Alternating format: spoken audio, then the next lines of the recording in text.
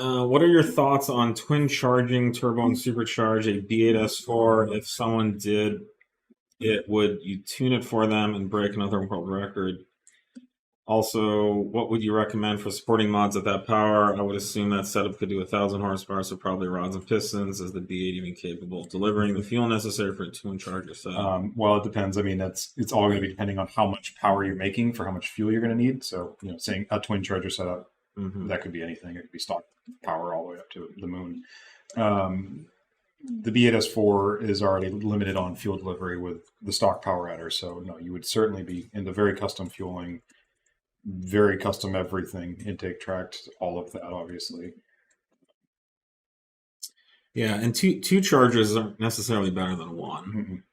And twin charging takes up a lot of space and it creates a ton of complexity. It's a huge headache.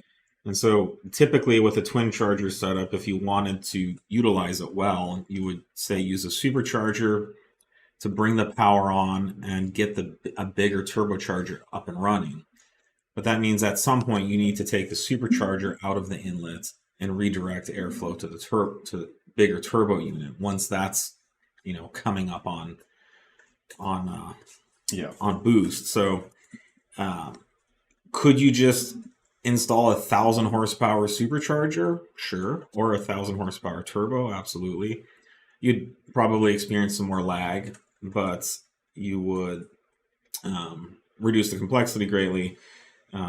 Definitely not enough fueling for that, so you would absolutely need kind of secondary staged injection, multi-port stage injection. I think the chance of it beating a world record is pretty low, just keeping the car running for more than 5 minutes at a time. To do a full twin charge setup, yeah. So at that point, I would do like a 4.0 T swap.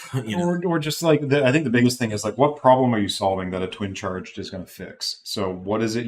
What are your goals? Like, you're just chasing a number, like Javad said, you pick one of the chargers and do that. If you want to have some specific power band for some specific application and use, that's when you need to start maybe looking at mixing power adders and getting more complicated. But if you're chasing a number, pick the easiest route to get there. Stacking chargers is just a recipe for headaches and complexity and sadness. Yeah, and if you remember, kind of in the 90s, early 90s, sequential turbocharging was a big thing. Toyota Supra had it. The Mitsubishi 4000 GT VR4 had it. I can't remember if Porsche messed with it at all, but the 993 Turbo a lot of VMT stuff that was not sequential. But all those sequential turbo systems went away after kind of one generation because they proved to be very complex. They took up a lot of room, and the overall benefit just wasn't really there. Yeah. So like we talk about in engineering, there's this thing called trade-offs, and you can't gain all the benefit without paying the trade-off. There always is one, and sometimes the trade-offs are bigger than others. So the trade-off of a twin turbo setup that's not sequential is pretty low. You do have a trade-off over a single turbo. You have two turbos that take up twice as much room, twice as much complexity, or not twice as much, but a certain amount more. But kind of a twin turbo setup where you size a turbo for each bank is pretty hard to beat.